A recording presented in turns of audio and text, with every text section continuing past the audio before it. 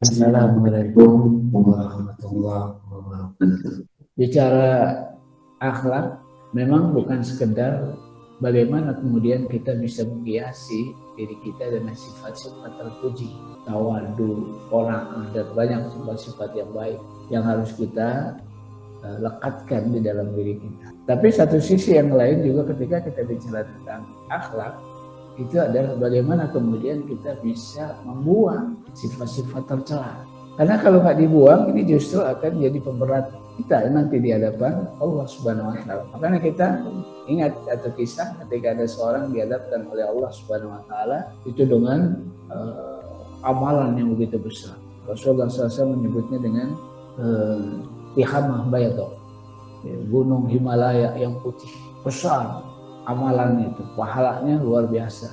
Tapi saat kemudian datang orang yang pernah dizalimi oleh dia di dunia waktu itu, dia nuntut kepada Allah Subhanahu Wa Taala. Maka Allah Subhanahu Wa Taala kasih amalan sholatnya. Ternyata habis itu nggak berhenti, ada lagi orang yang nuntut. Kenapa? Karena mungkin dia pernah dihina, dia pernah dicela. Maka kemudian menuntut pada Allah Subhanahu Wa Taala, maka Allah kasih pahala puasa. Sampai situ berhenti? Enggak. Ada lagi, datang, nuntut lagi. Mungkin pernah disakiti.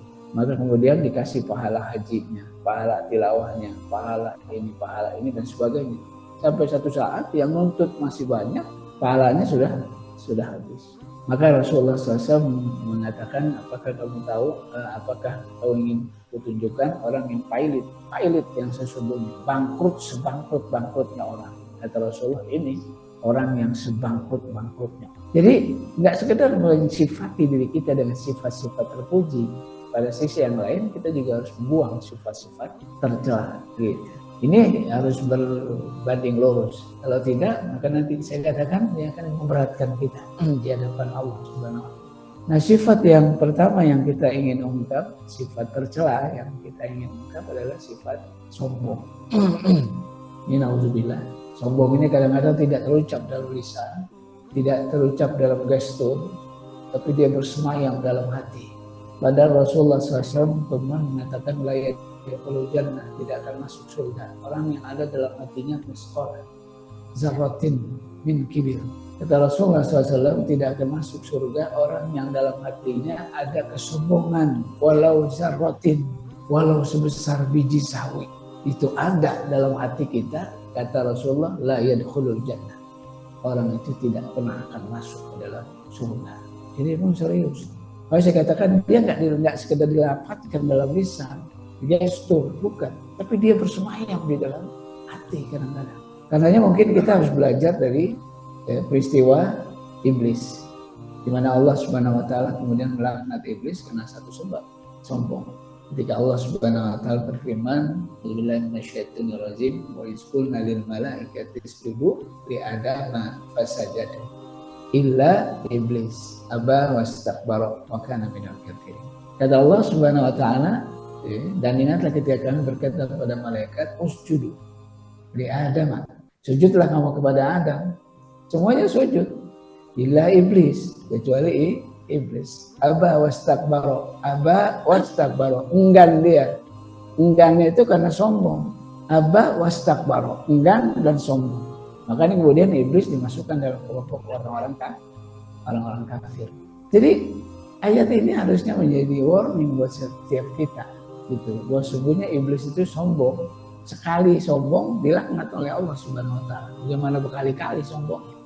Sekali sombong, karena ketika diminta sujud tidak mau sujud, maka Allah laknat iblis. Atau di ayat yang lain, ketika diminta untuk sujud kepada Adam, maka iblis kemudian mengatakan, ana khairum minhu.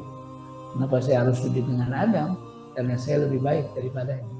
Ana khairum minhu, saya lebih baik dari dia. Ini warisan iblis nih. Jadi jangan pernah ada ana khairum minhu, saya lebih baik dari dia, saya lebih baik dari dia, saya lebih baik dari dia, dan sebagainya. Kenapa? Karena kalau kita lebih baik, sebenarnya ada kekurangan yang ada dalam diri kita. Sebaliknya, kalau kita melihat orang kekurangan, sebenarnya ada kebaikan di dalam dirinya. Gitu. Jadi saling menyempurnakan harusnya. Bukan mengatakan ana khairu minhu, saya lebih baik dari dia. Ini pangkalnya. Kenapa iblis merasa lebih baik? Pertama, dia menghadir duluan. Ratusan tahun mungkin lebih awal dari Adam. Yang kedua, ibadahnya luar biasa. Makanya iblis itu minal jinni. Iblis itu dari bangsa jin, tapi dimasukin dalam kelompok malaikat. Kenapa? Karena ketinggian di ibadahnya kepada Allah Subhanahu wa taala, mulianya. Tapi apa yang kemudian terjadi? Puncaknya justru mengantarkan dia pada kesombongan. Ana khairum minkum. Saya diciptain dari api, Adam diciptain dari tanah. Gitu. Jadi dari semua sisi iblis yang di atas angin. Gitu. Dari penciptaan dia merasa cahaya lebih baik dari tanah. Dari segi senioritas dia lebih senior dari Adam.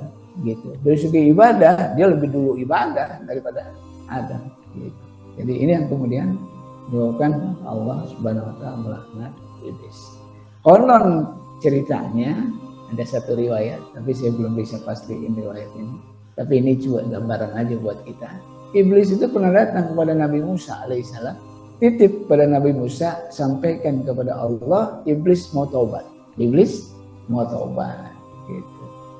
Diterima taubat. Cuma judulnya tetap aja sujud sama Adam. Ceritanya itu. Taubat iya, itu lain cerita. Tapi sujud sama Adam tetap harus sujud sama Adam, karena masalahnya emang di situ. Maka apa kata iblis?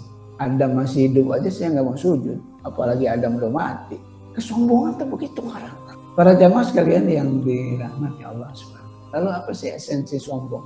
Karena kita kadang-kadang ada orang pakai baju keren, baju bagus, mewah, wah dia sombong. Ada orang yang gesturnya begini begitu, kita langsung bilang oh orang itu sombong. Sebenarnya apa esensi sombong? Karena ada satu riwayat ketika ada seorang datang ke masjid dengan pakaian bagus, sendalnya bagus, serba bagus, datang ke masjid. Maka sahabat Rasulullah SAW kemudian bertanya, ya Rasulullah, itu orang itu sombong apa enggak? Orang itu sombong atau tidak? Rasulullah SAW kemudian mengatakan tidak sombong, tidak juga tidak sombong. Nggak bilang itu sombong, nggak bilang juga itu tidak sombong. Tapi Rasulullah SAW kemudian mengatakan Allah bijamil yuhibbul jamal. Sungguhnya Allah Subhanahu wa taala itu bagus dan suka dengan yang bagus. Artinya yang serba bagus tidak selalu identik dengan sombong. Tapi bisa nggak sombong? Bisa. Maka Rasulullah SAW nggak memvonis oh itu sombong atau oh itu tidak sombong. Tapi Rasulullah SAW memberikan ruang di situ. Allahu jamil yuhibbul jamal. Sungguhnya Allah itu bagus dan senang dengan yang bagus. Tapi habis itu kemudian Rasulullah mengatakan al-kibar batarul haq wa ghamtun nas. Yang namanya sombong adalah batarul haq wa ghamtun nas. Menolak kebenaran dasarnya karena merendahkan orang lain. Ada dua esensi di situ. Menolak kebenaran. Jadi kalau bicara tentang kesombongan, esensinya menolak kebenaran. Yang kedua, dasarnya karena merendahkan orang lain. Seorang guru dinasihatin sama muridnya. Sebenarnya benar tuh nasihat murid. Cuma karena datang dari muridnya, itu guru nggak mau nerima. Nah ini bagian dari kesombongan. Pejabat dinasihatin sama rakyatnya. Yang dinasihatin benar dan dia tahu itu benar. Tapi kemudian karena dia datang dari rakyatnya, dia tolak tuh kebenaran itu. Semata-mata karena dia datang dari rakyatnya. Dia rendahkan, itu sombong. Jadi esensi kesombongan dua. Ada dimensi kebenarannya, dan ada dimensi penghinaan, merendahkan. Nah, itu yang disyaratkan oleh Rasulullah, batarul haq wa ghamtun nas.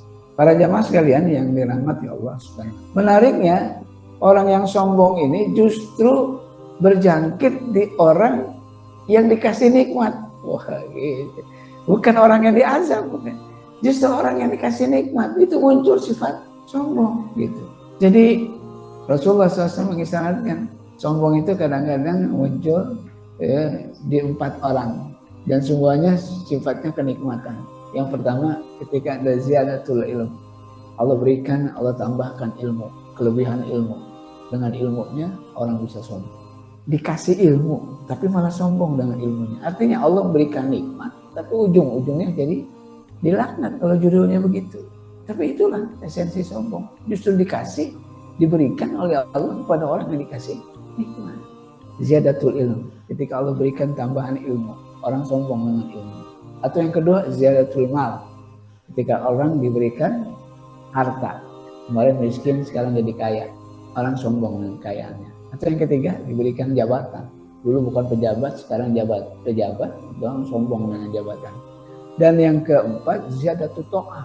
Ini menarik. Ketika ditambah semangat taatnya, orang sombong dengan taat. Ini yang jadi warning buat kita. Orang yang udah merasa rajin ibadah, saling sholat, ngaji, dan sebagainya. Hati-hati, suka berjangkit dalam dirinya sifat sombong. Yang disyaratkan dalam Rasulullah ketika orang itu diberikan ziyadatut ta'ah, tambahan taat. Ketika merasa lebih taat, di situ jadi sombong dengan ketaatan. Makanya ada ungkapan, kalau kita salah, tapi bisa mengantarkan kita pada kebaikan, itu masih lebih baik daripada kita jadi orang soleh, tapi ujung-ujungnya sombong dengan kesolehan. Ini bukan berarti kemudian nggak usah soleh dah, nggak usah, bukan begitu. Tapi ini jadi warning. Lebih bahaya ketika kita merasa taat, kita rajin ibadah dan sebagainya, kita itu berjangkit penyakit, saya lebih daripada yang lain. Ini bahaya. Para jamaah sekalian yang dirahmati Allah, karena di dalam Al-Quran Allah Subhanahu Wa Taala bicara tentang orang-orang yang durhaka sama Allah, tapi diceritain sama Allah. Jadi di Quran bukan ada kisah Luqman, orang-orang baik, kisah banyak para nabi, tapi di Quran juga bicara tentang banyak musuh-musuh Allah Subhanahu Wa Taala, khususnya orang-orang yang sombong. Siapa itu? Fir'aun, diceritakan sama Allah. Karena hebat, karena bagus, iya hebat, tapi durhaka sama Allah karena sombong. Dengan apa? Dengan jabatannya. Puncaknya ketika dia mengatakan ana rabbukumul a'la. Ketika dia mengatakan sesungguhnya aku adalah Tuhan kamu yang paling tinggi. Itu kekuasaan. Dikasih kekuasaan, sombong. Fir'aun. Dikasih harta, ada Korun dikasih harta berlimpah sedemikian rupa dan dia sombong dengan banyaknya harta. Sampai hari ini kalau kita ketemu harta di bawah tanah nih kita dapat harta, maka kita akan bilang harta karun. Karun maksudnya si korun. Tapi kan kebayang korun di mana, kita di mana. Tapi begitu populernya korun itu, emang nggak ada bandingannya kekayaannya diberikan oleh Allah Subhanahu Wa Taala. Tapi apa ujungnya? Sombong dengan harta. Yang ketiga Haman. Ini teknokrat di zaman Fir'aun. Fir'aun itu pengen melihat Tuhannya Nabi Musa. Maka dia minta kepada Haman untuk bikin bangunan yang tinggi. Kenapa? Karena dia pengen lihat Tuhannya Musa. Karena ilmu orang bisa sombong. Karena kekuatan orang bisa sombong. Fir'aun itu disebut-sebut sama Allah, wa Fir'aun nazil autan. Dan Fir'aun dengan bala tentaranya yang hebat. Disebut sama Allah bala tentaranya yang hebat. Jadi kalau Allah Subhanahu Wa Taala disebut hebat, emang benar hebat Fir'aun. Tapi apa yang kemudian terjadi? Habis semua yang sudah dibangun oleh Fir'aun karena kesombongannya. Wa Fir'aun nazil autan. Bala tentaranya itu dilibatkan sama Allah, bukan sekedar Fir'aun dan bala tentaranya. Jadi ini jadi pelajaran buat kita memang. Kadang dikasih harta, kadang dikasih jabatan, kadang dikasih ilmu, kadang dikasih semangat untuk taat kepada Allah Subhanahu Wa Taala. Semuanya itu menjadi ujian buat kita. Maka saya katakan menariknya orang yang sombong ini justru karena dikasih nikmat. Maka di dalam Al-Quran Allah Subhanahu Wa Taala bicara tentang Bani Israel. Siapa Bani Israel? Satu kaum yang selalu diberikan nikmat sama nabi-nabi, kebanyakan datang dari Bani Israel, bukan pada yang lain, tapi Bani Israel. Satu sisi Allah berikan nikmat, satu sisi keras kepala Bani Israel. Kenapa? Karena ternyata nggak cukup 1-2 nabi, harus ratusan nabi. Itu artinya apa? Itu keras kepala Bani Israel. Tapi satu sisi itu nikmat yang Allah berikan pada mereka. Tapi apa ujungnya? Bani Israel jadi bangsa yang dilaknat oleh Allah Subhanahu Wa Taala. Makanan di kaum yang lain nggak dikasih Bani Israel. Minuman yang lezat kaum yang lain nggak dikasih, Bani Israel dikasih. Maka kita mengenal manna wa salwa, sejenis makanan daging dari sejenis burung, nangkepnya mudah, rasanya nikmat. Nangkepnya mudah, rasanya nikmat. Ada hewan nangkepnya susah, rasanya nikmat dagingnya, tapi nangkepnya susah. Ada yang nangkepnya gampang, tapi dagingnya biasa aja. Bani Israel enggak. Dagingnya lezat, nangkepnya gampang. Dikasih minuman, kayak madu, dapatnya mudah, ditoreh kayak karet, langsung bisa diminum. Rasanya lezat, dapatnya mudah. Ada minuman enak tapi dapatnya susah. Ada dapatnya mudah tapi nggak enak. Jadi begitu Allah Subhanahu wa taala berikan kenikmatan pada Bani Israel. Kemudian Bani Israel jadi bangsa yang dilaknat. Maka di Quran banyak ayat yang ya Bani Israel uzkuru nikmatallah allati an'amtu 'alaikum. Hai Bani Israel, ingatlah nikmat-nikmatku kepada kamu. Itu diulang tuh dalam banyak ayat. Kenapa? Karena memang Allah begitu banyak memberikan nikmat pada Bani Israel, tapi suka berujung jadi laknat karena dia kufur nikmat. Jadi dari semua ini memberikan gambaran bahwa kesombongan itu justru datang di orang yang dikasih nikmat. Makanya hati-hati. Kalau orang dikasih musibah itu lebih oh ini ujian dari Allah karena kesusahan. Tapi banyak orang yang nggak sulit, nggak sadar di balik kesenangan juga sebenarnya ada ujian. Di balik kesenangan ada ujian. Ini yang harus diantisipasi. Para jamaah sekalian yang dirahmati Allah Subhanahu wa taala. Ini kan menarik ya sifat ini. Lalu apa sebabnya? Kenapa orang bisa sombong? Yang pertama, jauh dari Allah. Itu jelas. Jauh dari Allah dengan segala kebesarannya.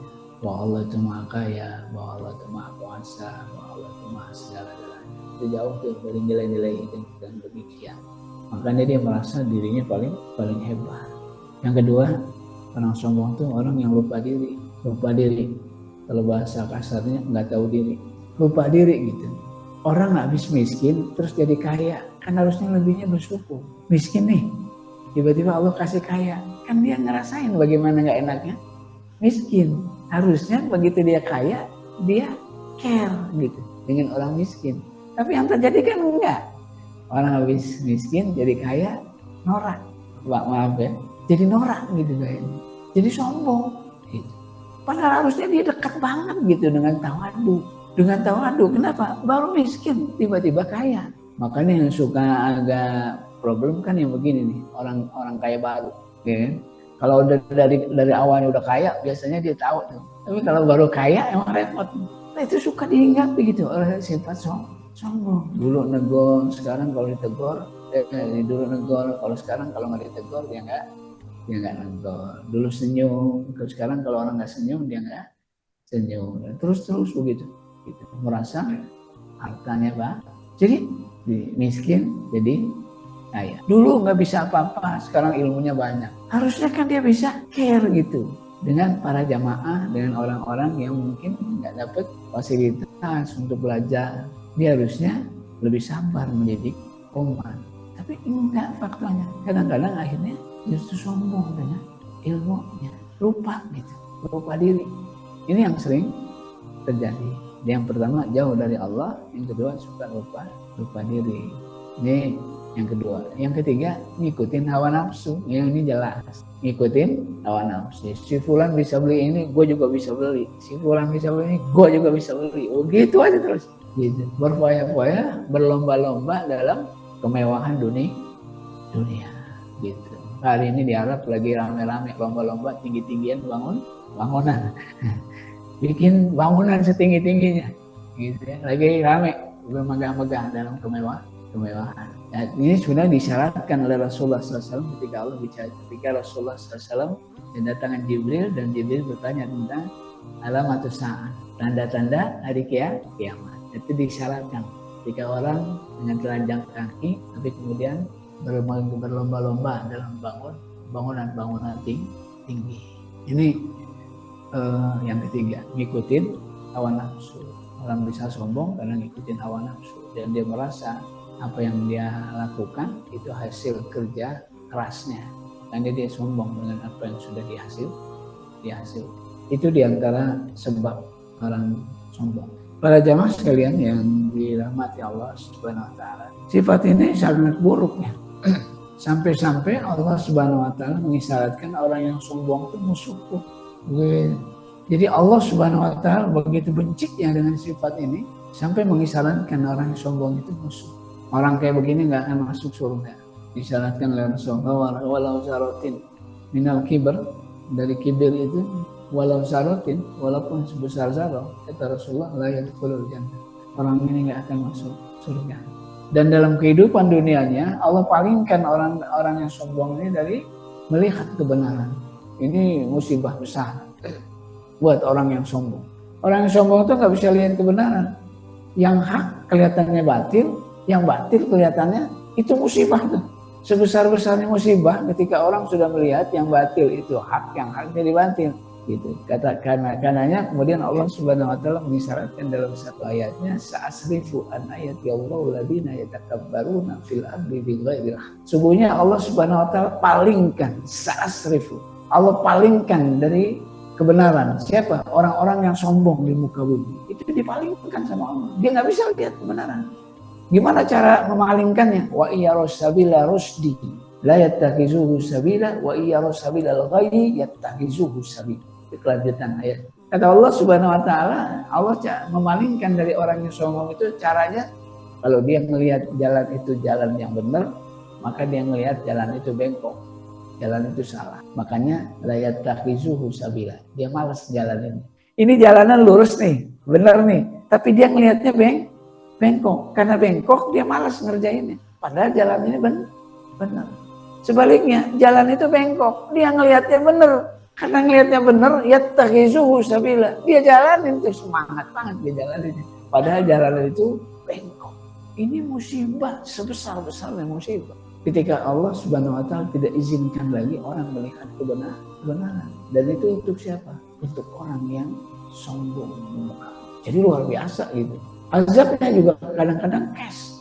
Fir'aun tuh nggak nunggu di akhirat, di dunia diazab. Ya. Dan banyak bangsa-bangsa besar, kaum Ad, kaum Samud, Madian, Fir'aun, itu semuanya dilaknat di dunia, bukan di akhirat. Cash. Di akhirat diazab juga, bukan selesai di dunia udah nggak di akhiratnya enggak, diazab sama Allah. Artinya dikasih azabnya itu. Kesombongan selalu begitu. Sehingga pernah satu negara itu langsung live di TV-nya waktu itu. Dia begitu bangga mengatakan bahwa kita punya teknologi anti gempa, punya teknologi anti gempa. Bangunannya udah dibuat. Belum selesai dia ngomong, gempa hancur tuh bangunan. Cash. Satu negara menjelaskan bahwa dia sudah menyelesaikan terorisme. Terorisme itu udah dituntaskan. Belum selesai dia ngomong dituntaskan, teroris ngebom. Ada pemboman dari teroris. Baru ngomong nih, udah nggak ada kasus teroris, udah bersih, dihabisin. Belum selesai ngomong, bom melacak. Jadi selalu aja begitu. Ketika kesombongan itu mulai muncul, maka di situ Allah Subhanahu wa taala beri pelajaran. Ini resiko orang-orang yang sombong di muka bumi. Dari mulai nggak masuk neraka, nggak masuk surga, lalu Allah palingkan dia dari kebenaran sampai azabnya itu kes. Jika orang sombong, Allah Subhanahu wa taala paling terusik. Gitu. Sehingga Allah menunjukkan kebesaran seolah-olah begitu. Makanya kes. Para jamaah sekalian yang dirahmati Allah Subhanahu wa taala, sifat sombong ini kadang muncul di gestur, gitu, di gerak tubuh, dan ini harus dihindari. Kayak apa bentuk-bentuk gestur sombong itu? Yang pertama, membusungkan dada, gini ya, membusungkan. Ini termasuk dilarang di dalam Islam.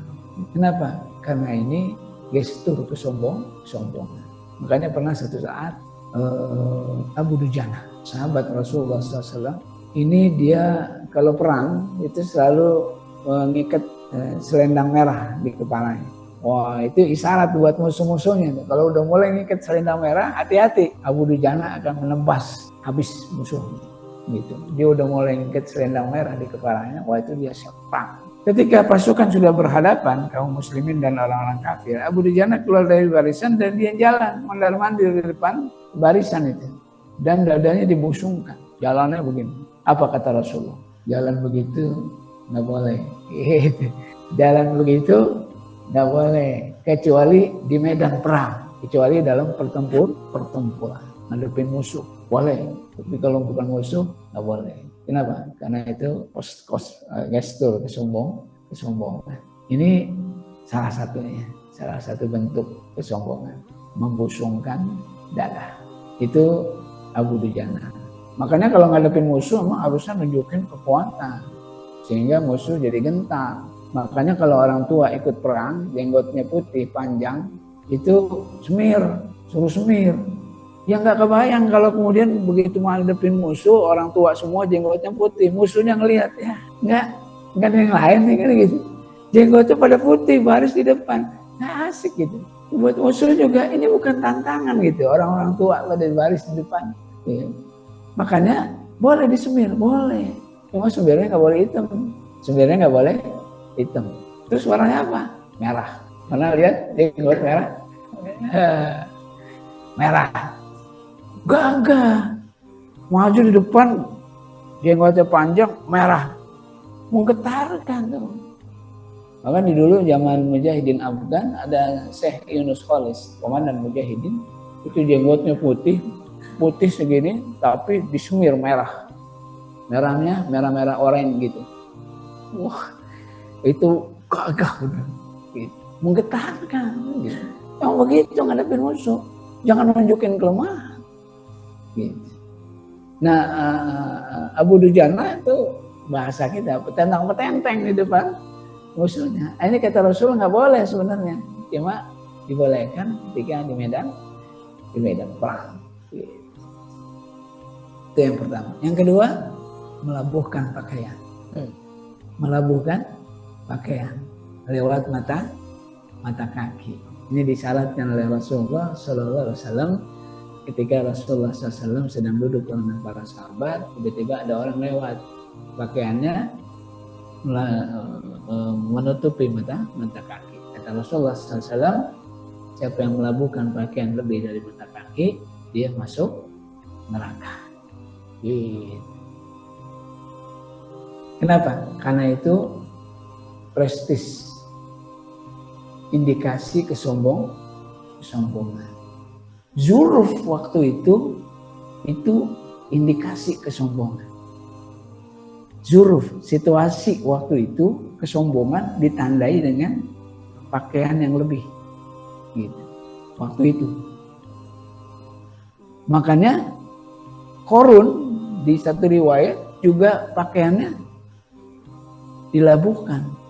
Kenapa? Karena itu prestis, itu gengsi, menunjukkan bahwa dia orang mulia. Bahkan raja-raja Eropa belakangan juga kita masih saksikan kalau dia tampil di umum maka pakaiannya dilabuhkan, yang share itu ke belakang untuk menunjukkan prestis. Waktu itu prestis, simbol keangkuhan, simbol kesombongan. Maka kata Rasulullah, orang yang melabuhkan pakaian dari mata kaki masuk neraka. Cuma ini kan nggak mutlak. Dulu iya, hari ini melabuhkan pakaian apa jadi sebuah prestis? Enggak hari ini terus Bapak pakai pakaian terus dilabuhkan pakaiannya lebih terus Bapak merasa bangga dengan pakaian itu. Enggak hari ini enggak. Karenanya kemudian hadis itu tidak mutlak. Makanya kemudian Rasulullah jelasin dalam hadis yang lain. Melabuhkan pakaian dengan niat kesombongan, maka dia masuk neraka. Hadis ini jadi relevan. Gitu. Hadis ini akhirnya jadi relevan sampai hari ini. Tapi kalau sampai berhenti di situ, hari ini nggak jadi tren. Gitu, nggak jadi tren. Ngelabuhin pakaian lalu itu jadi prestis, jadi gengsi, nunjukin dia orang kaya, nunjukin dia orang mulia. Enggak, hari ini enggak, fenomenanya enggak begitu.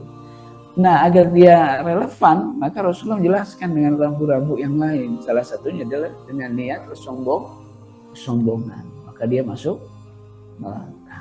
Maka segala bentuk pakaian kemewahan, pakaian kesombongan, maka kena hadis ini. Gitu. Karena hadis ini.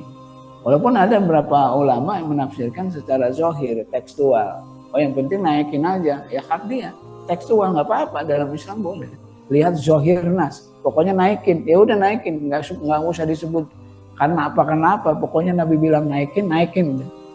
Tapi ada ulama-ulama yang kontekstual, melihat bukan pada zahirnya, tapi melihat pada masalahnya. Masalahnya apa? Karena sombong.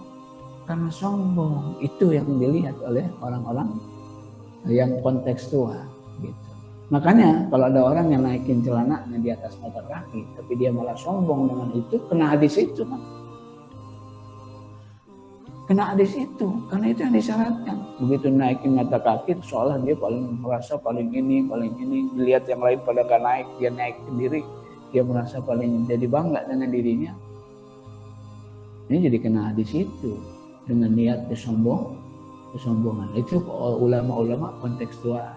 Tapi yang tekstual ngelihat itu naikin aja. Gitu. Salah? Enggak juga, silakan aja, nggak apa-apa. Ya, tekstual mau kontekstual nggak apa-apa. Ya asal jangan saling menyalahkan satu dengan yang lain. Yang nggak boleh saling nyalahin. Seperti ketika Rasulullah SAW memerintahkan pasukannya untuk berangkat ke Bani Quraizo. Kata Rasulullah SAW, jangan sholat asar kecuali setelah tiba di Bani Quraizo. Itu pernyataan Nabi. Sahabat berangkat, di tengah jalan masuk asar. Kata Rasulullah, jangan sholat asar kecuali setelah tiba di Bani Quraizo. Berarti nggak usah sholat asarnya di Bani Quraizo. Itu yang lihat tekstual. Jangan sholat asar kecuali setelah tiba di Bani Quraizo. Nggak sholat asar dia. Waktu asar sudah tiba, tapi dia nggak sholat asar. Kenapa? Karena Rasulullah bilang, jangan sholat asar kecuali setelah tiba di Bani Quraizo. Tapi yang satu melihat waktu-waktu sholat itu ada waktu-waktunya. Kalau waktu itu udah tiba, ya sholat. Selama tidak mengganggu perjalanan ke Bani Quraizo. Maka sahabat yang satu sholat asar di jalan, yang satu sholat asar di Bani Quraizo. Yang satu memahami tekstual, yang satu memahami kontekstual. Sampai berita itu kepada Rasulullah, yang satu sholat asar di Bani Quraizo, yang satu sholat asar di jalan. Ada yang disalahin sama Nabi? Nggak ada. Yang sholat asar di Bani Quraizo nggak disalahin, yang sholat asar di jalan nggak disalahin. Orang yang sholat asar di Bani Quraizo nggak nyalahin orang yang sholat asar di jalan. Orang yang sholat di asar di jalan nggak nyalahin orang yang sholat asar di Bani Quraizo. Nggak ada di buku. Mau tekstual silakan aja. Yang nggak boleh kalau saling mencela, saling menghina, saling menyalahkan satu atas yang lain. Gitu. Tapi jumhur kebanyakan melihat bukan tekstual, bukan zohir. Jumhur lihatnya lebih pada kontekstual. Sehingga nas itu relevan di banyak ayat tempat. Kontekstual. Bukan zohir, tapi lebih pada kontekstual. Melabuhkan pakaian. Itu simbolnya. Tapi segala bentuk pakaian kemewahan, pakaian kesombongan, itu semuanya masuk dalam hadis ini. Gitu. Karena pakaian itu juga jadi prestis. Gitu. Apalagi pakaiannya apalagi pakaiannya bermerek. Itu mereknya nggak dicopot. Mereknya tuh biasanya nempel. Kalau nggak di sini nempel aja mereknya. Dan itu harganya. Kalau mau lebih gede, digedein tuh merek. Tapi itu. Gak sering saya katakan, orang Madura katanya tuh prestisnya ditandai dengan gigi emas. Dulu untuk nunjukin dia orang kaya, itu giginya emas. Jadi kalau dia udah senyum, kelihatan, wah siapa dia? Karena giginya emas, kayak senyum, gitu. Kalau kita batu akik, ini batu yang mahal-mahal tuh. Kalau ceramah begini nih, begitu tuh, batunya kelihatan, prestis, gengsi. Tapi sekarang enggak. Enggak gigi emas lagi prestis. Itu maksud saya, itu suruh situasi di satu waktu, satu masa. Para jamaah sekalian yang dirahmati Allah Subhanahu wa taala, termasuk memalingkan wajah. Walaupun ini nggak mutlak, memalingkan wajah. Ketika ketemu melihat sepulang, palingin wajah. Nggak negor, biasanya negor, nggak negor. Itu gestur-gestur yang menunjukkan tentang kesombongan, walaupun tidak mutlak. Ini tambahannya, jadi harus diantisipasi. Kononnya juga kalau di majelis duduknya jangan begini.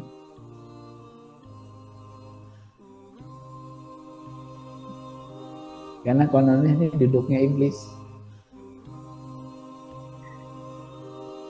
Duduknya gimana duduk? Boleh contohin? Jadi kalau ngaji itu kan enaknya senderan. Oke. Emang senderan boleh? Boleh. Nggak dilarang. Cuma yang dilarang begini nih duduk.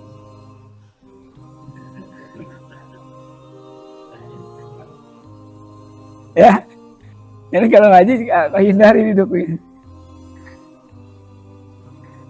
Kononnya ini duduknya iblis. Duduknya iblis. Yang kedua begini.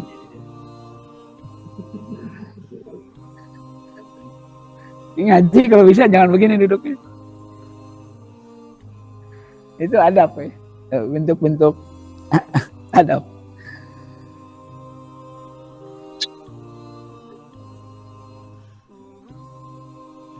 Tapi emang duduk begitu enak banget ya. Duduk begitu enak banget.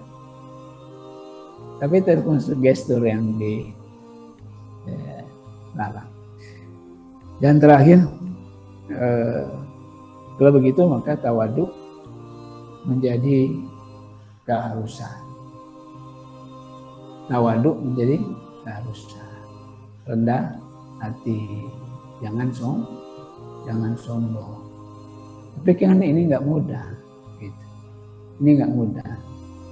Kadang-kadang malah gesturnya tawadhu, tapi hatinya sombong.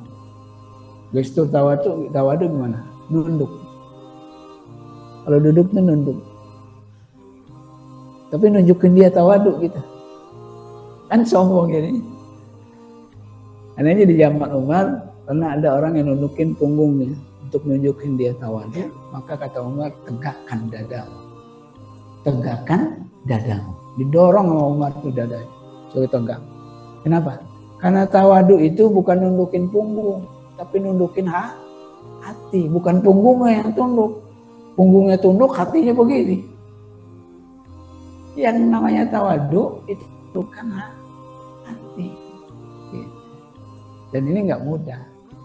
Khususnya buat orang-orang yang diberikan kelebihan, karunia. Ini nggak mudah. Karena biasanya terjangkit sikap sombong. Terus gimana bisa tawadhu? Yang pertama, hadirkan Allah dengan segala kebesaran. Hadirkan Allah. Hadirkan Allah dengan segala kebesaran.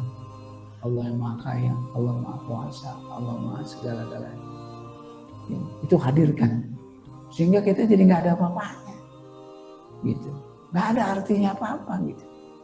Kalau kita bisa menghadirkan Allah dengan segala kebesarannya. Sayangnya nggak bisa. Ketika kita ngaca.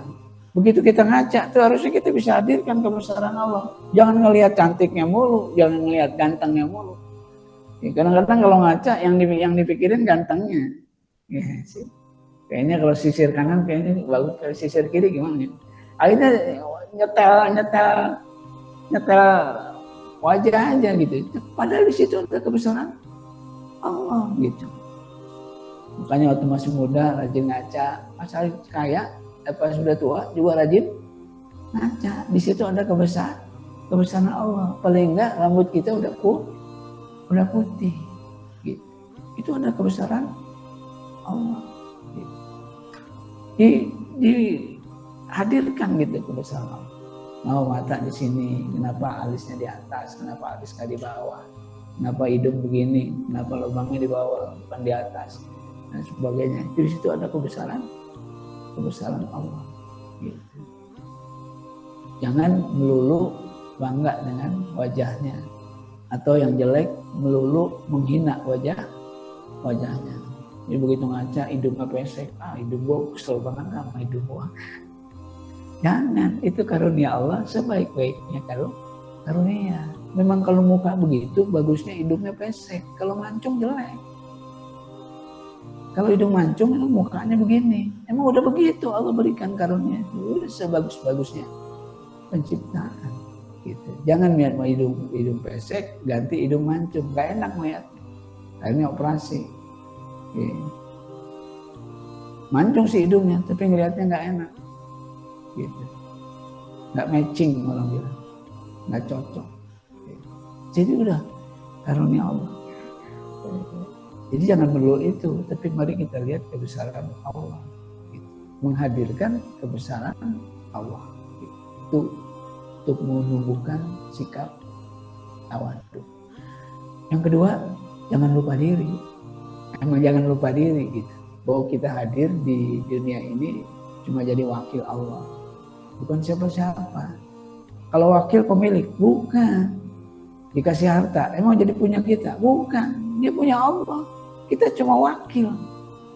Dikasih jabatan, punya kita jabatan? Enggak. Punya Allah. Karenanya nanti semuanya akan dimintai pertanggung jawabannya di hadapan Allah. Qulillahumma malika mulki tu'ti mulka man tasya wa tanzi'ul mulka mimman tasya. Allah yang memiliki kekuasaan. Jadi kalau Allah berikan kekuasaan pada kita itu titipan. Sombong, enggak pantas sombong. Orang cuma dititipin. Bapak dititipin mobil bagus di rumah, terus bapak pamer, terus yang datangnya punya mobil datang, malu lah, malu lagi pamer-pamer, yang punya mobil datang, gitu, malu, itu cuma titipan.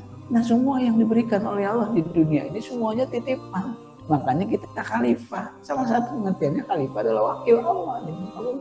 Makanya kalau jadi wakil yang benar,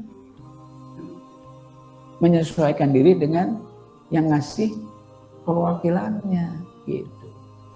Kalau enggak, ya jadi enggak amanah. Kalau enggak amanah, dilaknat semua. Gitu. Jangan lupa tuh bahwa kita cuma wakil.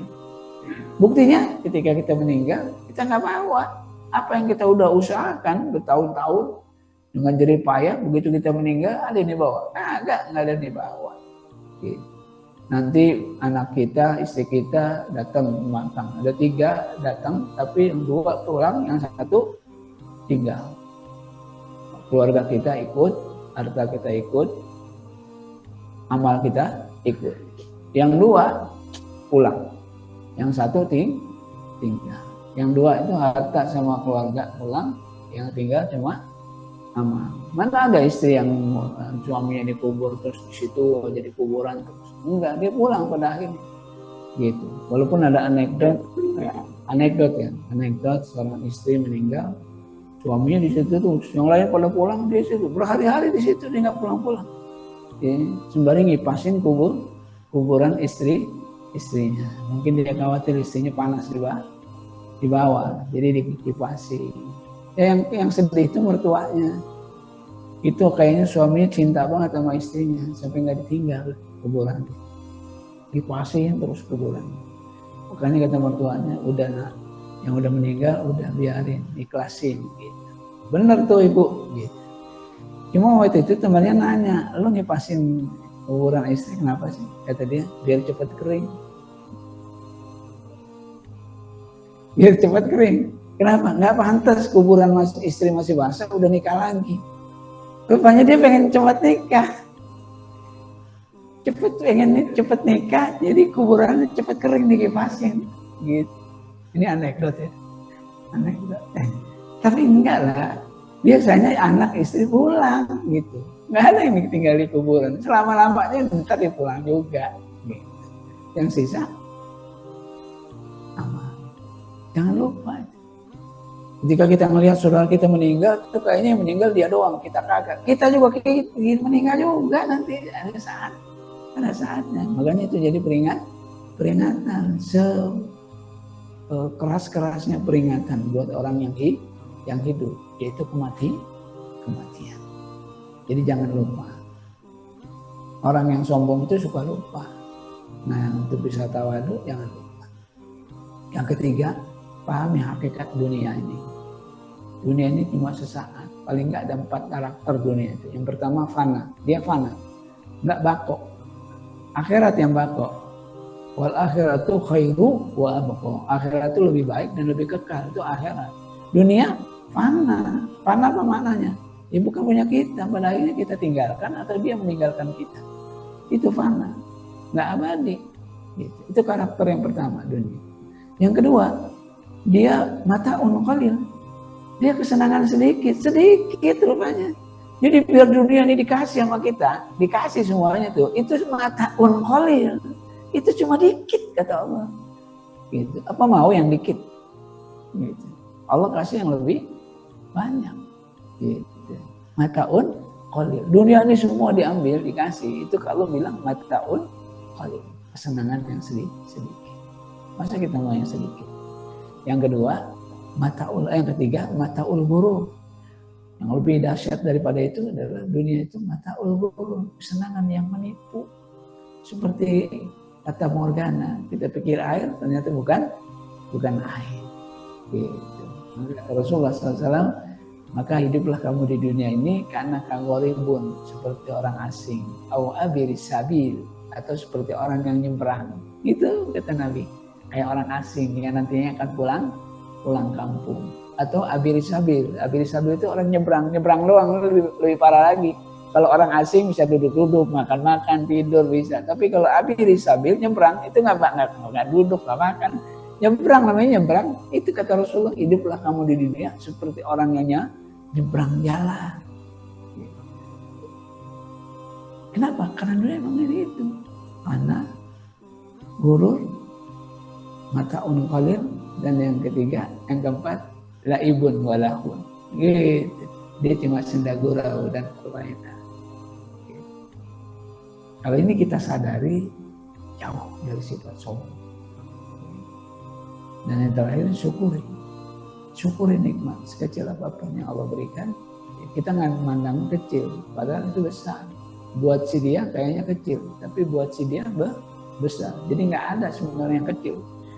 Tinggal bagaimana kita mensikapinya. Yang jelas itu karunia Allah Subhanahu wa Ta'ala. Kita bisa sampai hari ini juga semuanya atas karunia Allah Subhanahu wa Ta'ala. Syukuri. Jadi jangan nggak puas. Kalau nggak puas nanti serakah, rakus. Gitu. Nggak ada puasnya emang. Kalau ngikutin hawa nafsu. Tapi itu beberapa hal yang terkait dengan sikap sombong. Dan ini memang harus dibuang sejauh-jauhnya. Jangan pernah ada terselip di dalam hati. Walaupun memang ini tidak mudah. Baik, sampai sini.